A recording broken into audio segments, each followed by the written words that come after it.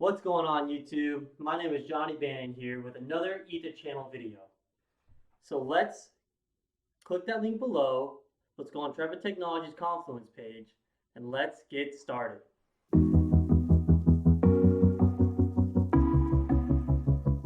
Alright guys, so first thing we're going to do is bring up our Confluence page.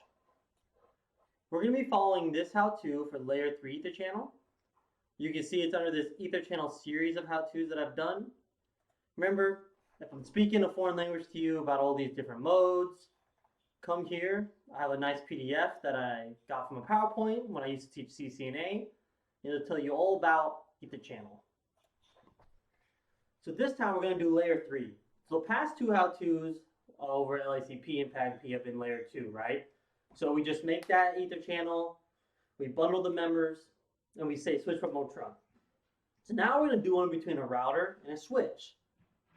So yes, we can do Layer 3 between router and switch with port channels, guys. So for this one, my router, we're going to use gig 1/0, gig 2/0. And the configuration for the router is a little bit different than the switch, and I'll go over that. On the router, you actually make the port channel first, and then you go to the physical interfaces and you bundle them. Opposite of what we do in the switch, right?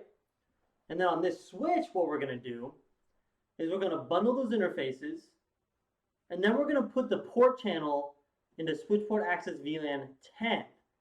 And that access VLAN 10, we're going to make an SVI for it, and that's going to be our point-to-point link, okay?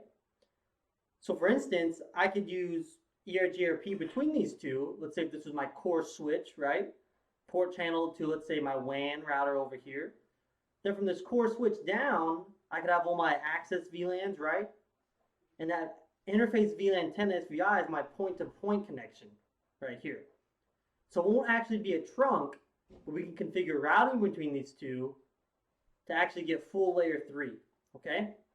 And we can actually test that out in this video if it goes by quick, guys. We can just configure ERGRP real quick, a loop back here, and see some actual routing going on, right? So let's see what we got here. We're going to jump into the router. Like I said, create that port channel first and then bundle the interfaces. And then we got our switch configuration.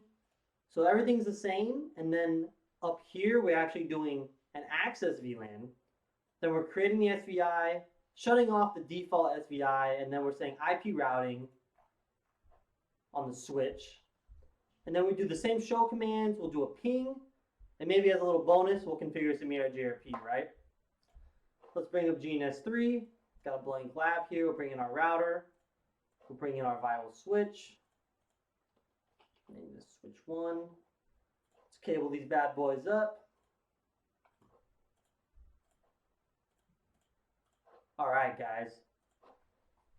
Those other Etherchannel videos are boring, right? Now we're getting into some high-speed stuff, some Layer 3 action. Let's console in. We're going to hit our router first, and you're going to see the slight difference in configuration, right? Another thing to note is that this Cisco router only supports one mode of Etherchannel, and that's just static, okay? So we're not going to be using our negotiation protocols for Etherchannel. It's just going to be mode on. So let me fix the syslog messaging. Let's create the port channel first. So this is how it's different than the switch. We're going to assign that port channel an IP address. Do 252. No shut, of course. And then we're going to get into our physical interfaces, right? Our member interfaces. And now we're going to bundle them. And look at this. It's just channel group 1. Because all this supports is just static. No shut those ports, of course. We're going to get some mismatched stuff over here. Let's go into our switch. Oh no. Let's fix that, guys. Login synchronous. Okay, interface range gig 00-1. Channel group 1 mode on, right? We're not doing negotiation. We're going to go into our port channel. Port channel 1 based off that group number, right? And we're going to go switch port mode access. Now you may be confused because this is like layer 2, right? We're making VLANs on here. So all this is saying is that this port channel is going to communicate at the frame level with a VLAN tag of 10. And then our SVI is going to actually do all the layer 3. And that's going to be able to do all of our routing for us, guys. So let's go in and actually make interface VLAN 10. Give it an IP address. 255.255.252. No shut. Interface VLAN 1. Shut that down. Configure IP routing. All right. Now let's do some quick verification. So we're going to do show IP interface brief include up. Always want to use some regular expression, guys, to make things easier on us. That port channel is up and up with that assigned IP address that we gave it. We'll do the same thing here. Boom. We see the SVI is up and also the port channel. Now let's do some Etherchannel verification. We are good to go, guys. One thing you notice that's different from our last video, there's actually no protocol, because again, we're just telling it on, just make the Ether channel. And let's see if we can do that same command on this side. Doesn't look like we can. Let's see, show port channel. Looks like there is no show Ether channel on the router. No problem, guys. So now let's just do our quick ping test. Ping the other side. We missed one because of ARP, right? We got to do that layer 3 to 2 mapping. And now let's just do some quick routing, right? So let's make a loopback. Make loopback 1, IP address 2.2.2, 255.255.255.255, exit. Let's do the same thing on here. We'll do interface loopback 0, IP address 3.3.3/32. Now let's configure quickly AirGRP. We'll just do a default network statement. Catch everything, right? We're going to advertise everything.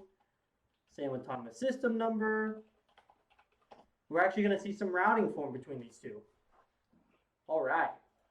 So this is a full layer 3 switch, right?